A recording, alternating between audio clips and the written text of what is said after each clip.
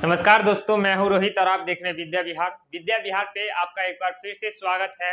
दोस्तों, आज की क्लास जो है भौतिकी पे यानी फिजिक्स पे हमारा प्रारंभ सीरीज शुरू हो रहा है। ये फिजिक्स का पहला पहला ऐसा वीडियो है प्रारंभ सीरीज का, ठीक है, जो प्रारंभ सीरीज से रिलेटेड है। आप लोगों से रिक्वेस्ट है कि वीडियो के आगे बढ़ने से पहले सभी आदमी लाइक, कमेंट और सब्सक्राइब जरूर कर ले। और जो भी आदमी हमारे चैनल से पहली बार जुड़े हैं, ऐसे कई और पिछले वीडियो मैंने बना चुका है प्रारंभ सीरीज का, आप सभी आदमी वहां से जाइए और जल्दी से वॉच कीजिए, ठीक है। उसके बाद आप यहाँ आइए।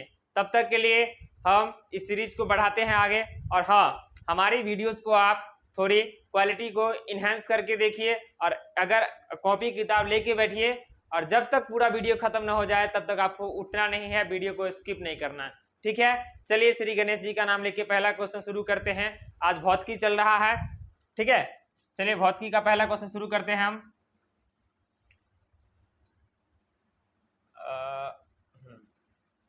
भौतिकी का पहला क्वेश्चन हमारा है, देखिए सबसे आसान क्वेश्चन है, लेकिन इसमें टॉप 25 क्वेश्चन आप देखेंगे जब आएगा। इतना ज्यादा इंपॉर्टेंट क्वेश्चन है, कुछ बेसिक भी है, कुछ मीडियम भी है, कुछ हाईली रिकमेंडेड क्वेश्चन भी है। मैंने तीनों फेजेस के क्वेश्चन लेके चला हूं, आप लोग बस बने रहिए। ऐसे और भी कई सारे सीरीज आएंगे, बस आप लोग चैनल को लगातार अपने परिवार को, विद्या विहार परिवार को बढ़ाने का काम कीजिए। इसमें मैं आप सभी लोगों का आभारी रहूंगा जीवन भर, आप सभी आदमी जो है। चलिए श्री गणेश जी के नाम से शुरू करते हैं। प्रकाश के परावर्तन के कितने नियम हैं? ये एकदम छोटा आसान सा क्वेश्चन है, ये सबको आता होगा। प्रकाश के परावर्तन के कितने नियम हैं? कितने नियम है बाबू? सबको पता है प्रकाश के परावर्तन के कितने नियम हैं? 2 नियम है। कितने नियम है? 2 नियम है, ठीक है। ये अच्छे से याद कीजिए। 25 क्वेश्चन आपको कॉपी में लिखना है, ठीक है। जो एक्स्ट्रा क्वेश्चन मेरे मुंह से निकले उसका भी जवाब दीजिए आप कमेंट में। चलिए अभी भी अगर आप कोई भी आदमी लाइक नहीं किए हैं तो सब आदमी लाइक कर लीजिए। चलिए दूसरा क्वेश्चन है हमारा, प्रकाश के आवर्तन के कितने नियम हैं? जो प्रकाश का आवर्तन है बाबू, उसका भी 2 नियम है और परावर्तन का भी 2 नियम है। अपवर्तन और परावर्तन का भी दोनों का 2-2 नियम है, ठीक है। ठीक, किसी को कोई दिक्कत नहीं होना चाहिए। चलिए नेक्स्ट क्वेश्चन पे चलते हैं हम। नेक्स्ट क्वेश्चन हमारा है साइड मिरर। समझते हैं ना? साइड मिरर गाड़ी का जो लाइट होता है, ठीक है, आईना जिसको बोलते हैं, गाड़ी में लगा रहता है, देखे होंगे आईना, चाहे कोई भी गाड़ी हो सब गाड़ी में लगा रहता है, उसको साइड मिरर बोलता है, ठीक है। यानी कि पश्च दृश्य दर्पण हिंदी में बोले तो। साइड मिरर में कौन सा दर्पण उपयोग किया जाता है? अगर आप गौर से देखेंगे, ठीक है, तो देखिएगा इस तरीके का उभरा हुआ तल का रहेगा, ठीक है। गौर से देखिएगा तो मतलब बीच में देखिएगा ऊपर उठा होगा। वो कौन सा दर्पण होता है बाबू? वो होता है उत्तल दर्पण। कौन सा दर्पण होता है? वो उत्तल दर्पण होता है, ठीक है। देखिए उपयोग भी पूछता है, दर्पण का उपयोग भी पूछता है। जैसे हम लोग घर में जो आईना में मुंह देखते हैं, वो कौन सा दर्पण होता है? आप लोग कमेंट में बताइए, ठीक है। चलिए अगला क्वेश्चन देखते हैं हम लोग। अगला क्वेश्चन है बाबू हमारा सोलर कुकर। सोलर कुकर तो समझते होंगे आप लोग, ठीक है। नया जमाना कुकर सब आ रहा है, समझा। जैसे जैसे टेक्नोलॉजी बढ़ रहा है वैसे वैसे सामान सबका, पदार्थ सबका, वस्तु सबका जो है विकास होते जा रहा है। सोलर कुकर में कौन सा दर्पण का प्रयोग किया जाता है? देखिए सौर कुकर या बोले या फिर सोलर कुकर बोले, उसमें जो है प्रयोग किया जाता है बाबू, उसमें अवतल दर्पण का प्रयोग किया जाता है। किसका? अवतल दर्पण का प्रयोग किया जाता है सोलर कुकर में, ठीक है। आप सभी आदमी नोट कीजिए, ये सब बहुत MVVI क्वेश्चन है। मैंने पहले ही कहा था कुछ क्वेश्चन हमारे आसान होंगे, फिर कुछ क्वेश्चन मीडियम होंगे और कुछ क्वेश्चन हार्ड होंगे। हाँ चलिए ये क्वेश्चन देखिए, कितना बड़ा क्वेश्चन है रे। अनंत पर स्थित, यानी कि अनंत पर स्थित किसी बिंब, यहाँ बिंब को मानिए कि कोई वस्तु को, का प्रतिबिंब यानी कि उसका छाया समझ लेते हैं, अवतल दर्पण के फोकस पर बनता है। अवतल दर्पण के फोकस पर बनता है, उसका आवर्धन क्या होगा? देखिए बाबू, आवर्धन का कोई ऐसा मात्रक नहीं होता है। पहली बात ये, आवर्धन का कोई ऐसा मात्रक नहीं होता है। आवर्धन जो है मात्रक विहीन होता है, लेकिन आवर्धन को M से सूचित किया जाता है। किससे सूचित किया जाता है? M से सूचित किया जाता है। आवर्धन को बाबू किससे सूचित किया जाता है? M से सूचित किया जाता है।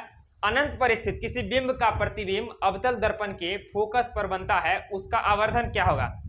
देखिए फोकस पर जब बने बाबू तो इसमें क्या हो जाएगा? शून्य होगा। कितना? शून्य होता है ये, ठीक है। इसको अच्छे से लिखिए। इस टाइप के क्वेश्चन में ज्यादा पूछे जाते हैं, लेकिन बच्चा क्या करता है, कभी 1, कभी उससे कम, कभी उससे ज्यादा में जाकर कंफ्यूज आ जाता है और गलत करके चला आता है।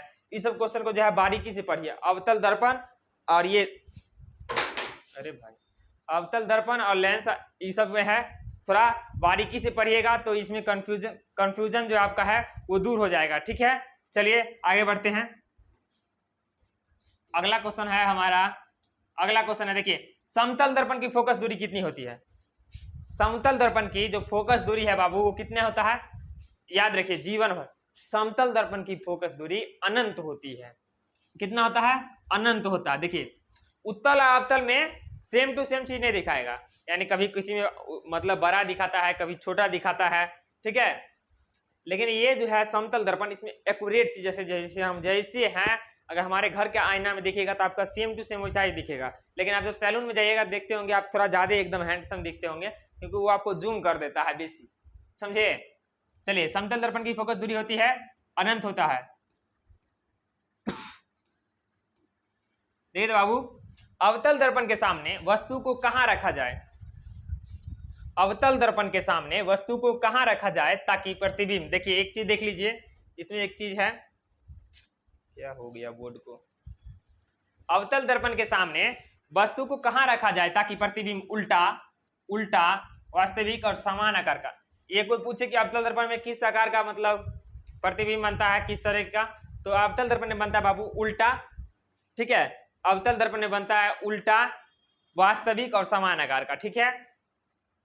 तो इसमें कहां रखा जाए, कहां रखा जाए कि मतलब सेम टू सेम बनेगा, यानी उल्टा बनेगा, वास्तविक बनेगा, समान आकार का बनेगा। कहां रखा जाएगा? ये रखा जाएगा बाबू वक्रता केंद्र पर। कहां रखा जाएगा? वक्रता केंद्र पर जो इसको रखेंगे, ठीक है, तो ये बनेगा उल्टा, वास्तविक और समान आकार का, ठीक है। इस सब चीज को जो आप थोड़ा अच्छे से कॉपी में नोट कीजिए और 2-3 बार 3-4 बार पढ़िएगा तो आपको आसानी से याद हो जाएगा। अगला क्वेश्चन है हमारा, अवतल दर्पण की फोकस दूरी होती है, देखिए अभी बता देते हैं एक क्वेश्चन, ठीक है। अवतल दर्पण की फोकस दूरी होती है, देखिए अवतल दर्पण की जो फोकस दूरी होती है वो ऋणात्मक होती है। अवतल दर्पण का बाबू ऋणात्मक, उत्तल दर्पण का धनात्मक। अवतल दर्पण का ऋणात्मक और उत्तल दर्पण का धनात्मक, ठीक है। इसमें कोई कंफ्यूजन नहीं है। इसको जो है देखिए, जो जिसमें डाउट वाला हो ना उसको घेर घेर के लिखा कीजिए, उसको घेर घेर के लिखा कीजिएगा ना तो आपको दिक्कत नहीं होगा, आप समझ जाएंगे ओहो ये डाउट वाला क्वेश्चन है, इसको बारीकी से पढ़ना है, ठीक है। कुछ सेंस लगा के पढ़ा कीजिए। जैसे हम लोग पढ़ते हैं कि अवतल दर्पण में बाबू इसका फोकस दूरी ऋणात्मक होता है ताकि ये मतलब ये अंदर की तरफ रहता है, ठीक है, इसलिए इसका फोकस दूरी जो है ऋणात्मक रहता है ना। और कोई बाहर की तरफ रहता है तो ये बाहर की तरफ, यानी बाहर गए तो प्लस, अंदर आए तो माइनस। इस तरीके से हम लोग याद करते थे कोई भी चीज को। आप भी थोड़ा ट्रिक लगा कर याद किया कीजिए। अपना देखो खुद इनहेंस करेगा, खुद चीज निर्माण करेगा तो तुमको ज्यादा दिन तक याद रहेगा, ठीक है। उत्तल दर्पण की फोकस दूरी होती है, अभी बताए थे मैंने कि अवतल दर्पण का ऋणात्मक और उत्तल दर्पण का धनात्मक। अवतल दर्पण का ऋणात्मक और उत्तल दर्पण का बाबू धनात्मक होता है, ठीक है। किसी को कोई दिक्कत? चलिए अभी भी अगर आप में से कोई आदमी लाइक नहीं किए हैं तो विद्या विहार को जल्दी लाइक कीजिए। हम आपके लिए बहुत मेहनत करते हैं और ये मेहनत कंटिन्यू रहेगा, ठीक है। देखिए हम व्यूज के लिए नहीं पढ़ाते हैं, हम आपके लिए पढ़ाते हैं। व्यूज आज नहीं तो कल आ ही जाएगा, ठीक है, आज नहीं तो कल सब्सक्राइबर आ ही जाएगा। किंतु आप अगर आ गए हैं तो आप अच्छे से पढ़ लीजिए, ठीक है। हो सके तो अपने दोस्तों के पास भी शेयर कीजिए। परिवार अभी भले ही छोटा है, कंटेंट बहुत बड़ा बड़ा आने वाला है इस पर, ठीक है। आप लोग बस तैयार रहिए, आपको डेली कंटेंट मिलेगा, इसके लिए कभी टेंशन नहीं लीजिए। चलिए अगला हमारा दाढ़ी बनाने में, देखिए अब यही मतलब हजामती कार्य में या दाढ़ी बनाने में कौन सा दर्पण का प्रयोग होता है? मैंने क्या कहा था अभी, क्या कहा था पता है आपको? अवतल दर्पण का। किसका? अवतल दर्पण का। जब आप दाढ़ी बनाने में, हजामती कार्य में डॉक्टर सब मुंह कान देखता है, एंड डॉक्टर सब जो दर्पण का उपयोग करता है वो गाड़ी के अग्रदीप में, ये सब में सब जगह होता है अवतल दर्पण का प्रयोग, ठीक है। चलिए अगला क्वेश्चन हमारा है, ये तो सबको पता होगा, निर्वात प्रकाश की चाल कितना है? निर्वात प्रकाश का चाल है बाबू कितना है? कितना है? 10 गुने 8 के बराबर 3 गुने 8 के बराबर 10 मीटर प्रति सेकंड। हाँ हाँ यही है, यही है। क्या है बाबू? हाँ देखिए 3 गुने 8 के बराबर 10 मीटर प्रति सेकंड, यह है ना। बेवकूफ सब कहीं का, ऐसा मारेंगे यही से थप्पड़ गधा। देखिए निर्वात प्रकाश का चाल जो होता है वो 3 गुने 10 के पावर 8 मीटर प्रति सेकेंड होता है। 3 गुने 10 के पावर 8 मीटर प्रति सेकेंड होता है। निर्वात पूछे या हवा पूछे दोनों का इक्वल ही होता है। निर्वात पूछे या हवा पूछे दोनों का इक्वल ही होता है। चलिए अगला क्वेश्चन है हमारा, गोलीय दर्पण की फोकसांतर एवं वक्ता त्रिज्या के बीच संबंध है। तो गोलीय दर्पण होता है कितना प्रकार का होता है बाबू, ये बताओ। देखिए ये अवतल अवतल दोनों पर काम करेगा। गोलीय दर्पण 2 प्रकार का होता है, अवतल दर्पण और उत्तल दर्पण। ठीक है, गोलीय दर्पण 2 प्रकार का होता है, अवतल दर्पण और उत्तल दर्पण। गोलीय दर्पण की फोकसांतर, ये फोकसांतर समझो या फोकस समझो, एवं वक्रता त्रिज्या के बीच जो संबंध होता है वो होता है F equal to R/2। F equal to R/2। ठीक है, समझ गए। यानी कोई भी अगर बोलेगा त्रिज्या हमारा 36 है तो यहाँ फोकस निकाले तो फोकस बराबर कर देंगे हम, F बराबर कर देंगे 36/2। कितना हो जाएगा बाबू, कितना हो जाएगा, कितना, 18। ठीक, तो F इक्वल टू कितना हो गया, 18। इसी तरीके से और भी बहुत सारा क्वेश्चन दिया रहेगा, इस टाइप का क्वेश्चन आता भी है, इसको भी सीख लीजिए। अगला क्वेश्चन पे चलिए। अगला क्वेश्चन है बाबू, किरण पुंज कितने प्रकार के होते हैं, आप ही पढ़े होंगे। ठीक है, देखिए किरण पुंज को ही प्रकाश पुंज ही बोला जाता है। किरण पुंज को ही प्रकाश पुंज भी बोला जाता है। कंफ्यूज आइएगा नहीं अगर प्रकाश पुंज बोल दे तो। किरण पुंज को ही प्रकाश पुंज भी बोला जाता है और ये 3 प्रकार का होता है। ठीक है, ये कितना प्रकार का होता है बाबू, 3 प्रकार का। आप लोग कमेंट में बताइए, जो टॉर्च से रोशनी मारते हैं वो किस प्रकार के किरण पुंज में आते हैं। टॉर्च से जब रोशनी जाता है तो किस प्रकार के किरण पुंज में आते हैं, और सूर्य से जो रोशनी आता है वो किस प्रकार के किरण पुंज में आते हैं।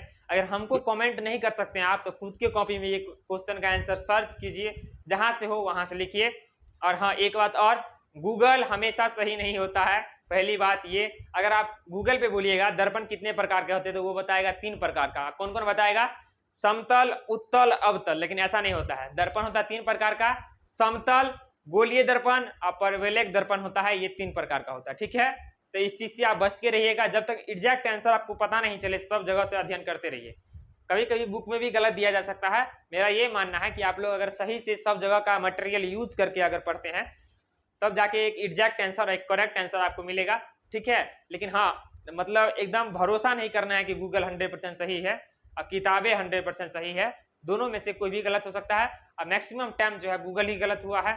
ठीक, तो इस चीज को आप अच्छे से ध्यान रखिएगा, तब जाके कोई भी चीज सर्च कीजिएगा। चलिए नेक्स्ट क्वेश्चन पे चलिए। नेक्स्ट क्वेश्चन है हमारा, उत्तल लेंस को कहते हैं, उत्तल लेंस को कहते हैं, क्या कहते हैं बाबू, उत्तल लेंस को कहते हैं। उत्तल लेंस को क्या कहते हैं, देखिए हम यही बोले थे कि देखिए इसमें जो है कंफ्यूजन हो सकता है किसी को। ठीक है, तो इस चीज को जो है देखिए हम पहले बोले थे, इस चीज को क्या करना है बाबू, घेरा करके लिखना है, घेरा करके लिखना है जो डाउट वाला क्वेश्चन है। उत्तल लेंस का दूसरा नाम है अभिसारी लेंस। उत्तल लेंस का दूसरा नाम है अभिसारी लेंस। अगर दर्पण आप पढ़िएगा उत्तल दर्पण तो उसमें सीधा उल्टा हो जाता है। जब उत्तल दर्पण के बारे आएगा तो उसमें बोलेगा अपसारी है, अपसारी, और जब लेंस में आएगा तो फिर इसको पलट देता है, ये हो जाता है अभिसारी और वो हो जाता है अपसारी। ठीक है, तो ये सब चीज को थोड़ा डाउट में अच्छे से पढ़िएगा, लिख के कोई भी चीज को पढ़िएगा, याद कीजिएगा तो वो लंबे समय तक याद रहेगा। और जो हम बोलते हैं उसको भी थोड़ा सुना कीजिए। ठीक है, ये भी कान में जब जाता है ना तो बहुत दिन तक याद रहता है। चलिए अगला है same to same question. Question आज हम पेयर में लेके आए हैं। पेयर में मतलब पेयर नहीं समझना, पेयर बोल रहे हैं। ठीक है, यानी एक ही प्रकार का 2-2 क्वेश्चन हमको बहुत बार देखे होंगे, अब इसमें मिला है, अभी लास्ट और भी है। ठीक है, क्योंकि ये जानबूझ कर लाए आपका कंफ्यूजन दूर करने के लिए, अभी बोले हैं हम।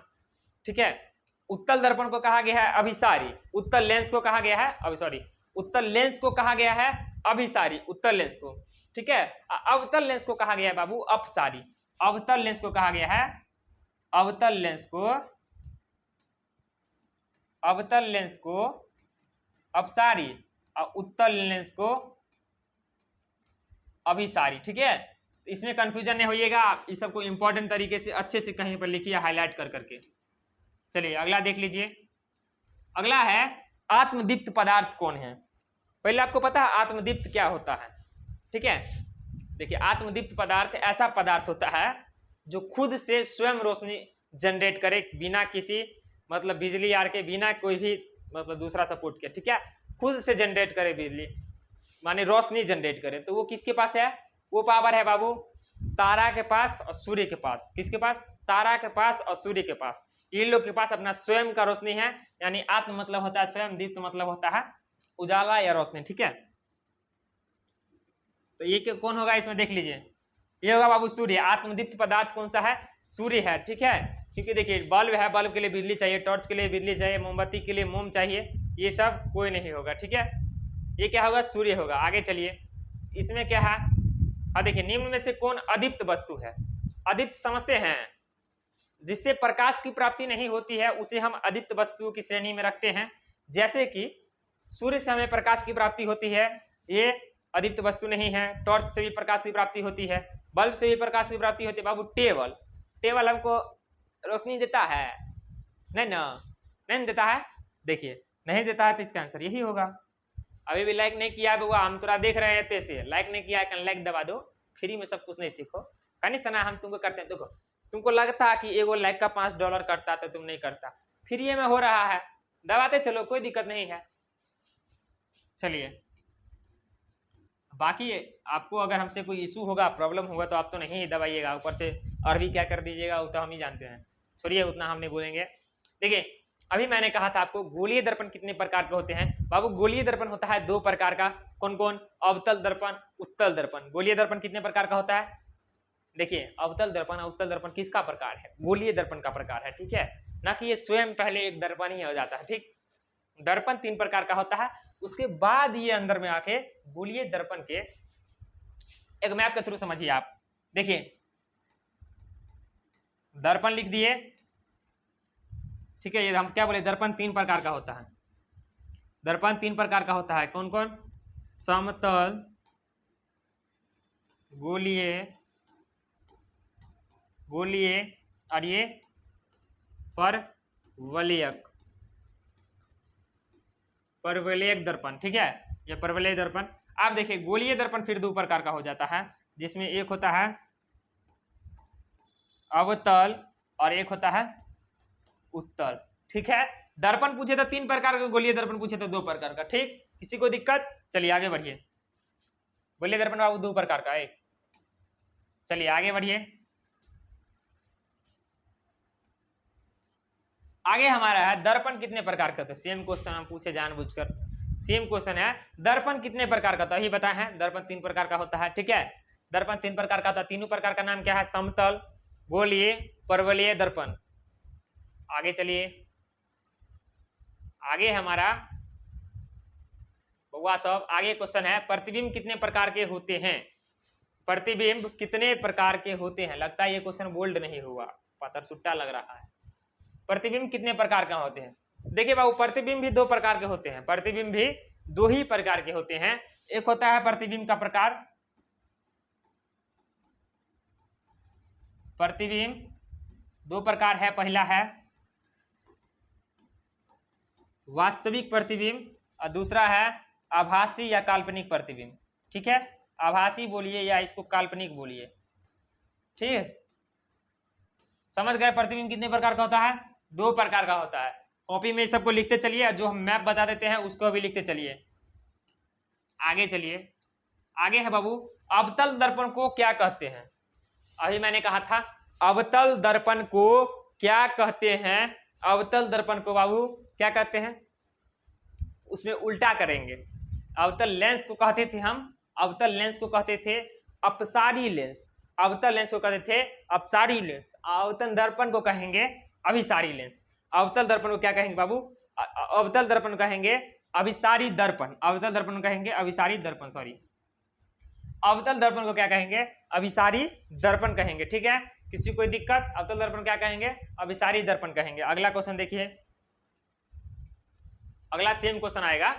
अगला क्वेश्चन है हमारा उत्तल दर्पण को क्या कहते हैं, उत्तल दर्पण को क्या कहते हैं। उसको अगर हम कहें अभिसारी तो इसमें क्या हो जाएगा, इसमें क्या हो जाएगा, क्या हो जाएगा, इसमें हो जाएगा अपसारी, इसमें क्या हो जाएगा, अपसारी हो जाएगा, ठीक है। किसी को दिक्कत, इसी में लेंस जो पूछता उत्तल लेंस को क्या कहते हैं, तो वो होता है अभिसारी लेंस, ठीक।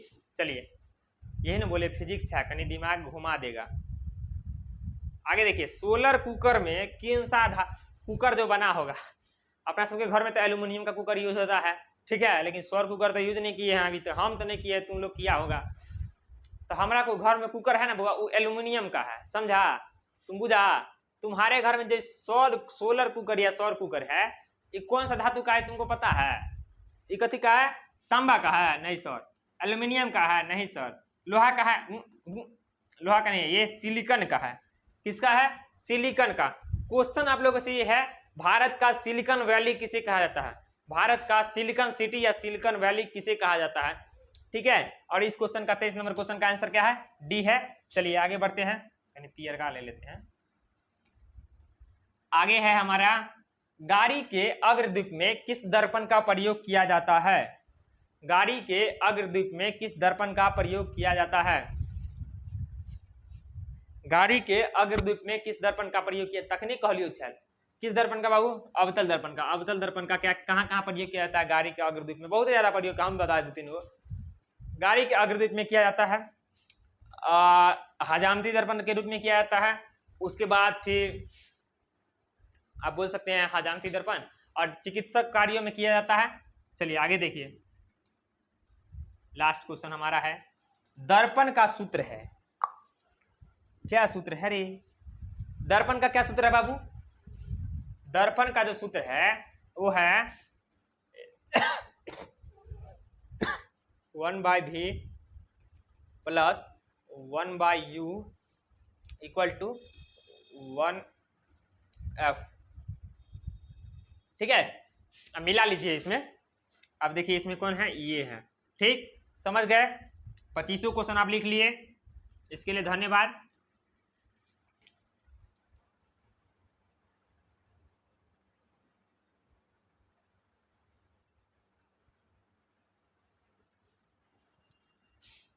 दोस्तों, प्रारंभ सीरीज के तहत हम फिजिक्स का आज पहला चैप्टर खत्म किए हैं, ऐसे और भी सारे चैप्टर का आएगा। तब तक के लिए मिलेंगे हम नेक्स्ट वीडियो में। और हाँ, आप सभी आदमी से रिक्वेस्ट है, अभी आप लास्ट में भी अगर लाइक कमेंट नहीं किए हैं, कोई भी डाउट हो तो आप कमेंट कीजिए, ठीक है। जैसे कि पिछला बार एक क्वेश्चन में कुछ बुक के गड़बड़ी के कारण मिस्टेक हो गया था, मैंने कहा था कि कमेंट पिन कमेंट कर दिया था कि ये इसका आंसर होगा। आप सभी आदमी से रिक्वेस्ट है, आपको जो भी हमारे पास दिक्कत हो आप बताइए, ठीक है। और रिजल्ट के लिए कोई दिक्कत नहीं है, रिजल्ट आपका एकदम धमाकेदार आएगा, बस आप लोग हमारे साथ जुड़े रहिए, हम कंटिन्यू हैं आपके साथ। और एक मिनट कि आप लोग कहीं भी जाते हैं, स्कूल हो, कोचिंग हो, अपने दोस्तों के साथ विद्या विहार के बारे में शेयर कीजिए, ठीक है। कि वहाँ रोहित भैया पढ़ाते हैं, रोहित सर पढ़ाते हैं, और एकदम शानदार सीरीज के तहत, हमारा प्रारंभ सीरीज के तहत सारा का सारा ऑब्जेक्टिव क्लियर होते जा रहा है, वो भी कम कम मात्रा में, ठीक है। ज्यादा मात्रा में करवाएंगे लास्ट के समय में, जो कंटिन्यू याद रहेगा। अभी के लिए आप लोग इतना ही, ये बेसिक है सभी चैप्टरों का, ये सबको जानना जरूरी होता है। कोई भी आदमी किसी से पूछे कोई भी चैप्टर के बारे में तो आप इसका जवाब देंगे तो अच्छी बात रहेगी, या नहीं देंगे तो बेवकूफ कहेगा पहला चैप्टर का भी ऑब्जेक्टिव नहीं आता है, मार के मुंह फुला देंगे। सभी आदमी से रिक्वेस्ट है, आप सभी आदमी हमारे साथ बने रहिए, और वीडियो को इसी तरीके से देखते रहिए। तब तक के लिए कुछ ब्रेक ले लेते हैं, मिलते हैं कल के वीडियो में, ठीक है। तब तक के लिए गुड नाइट, बाय।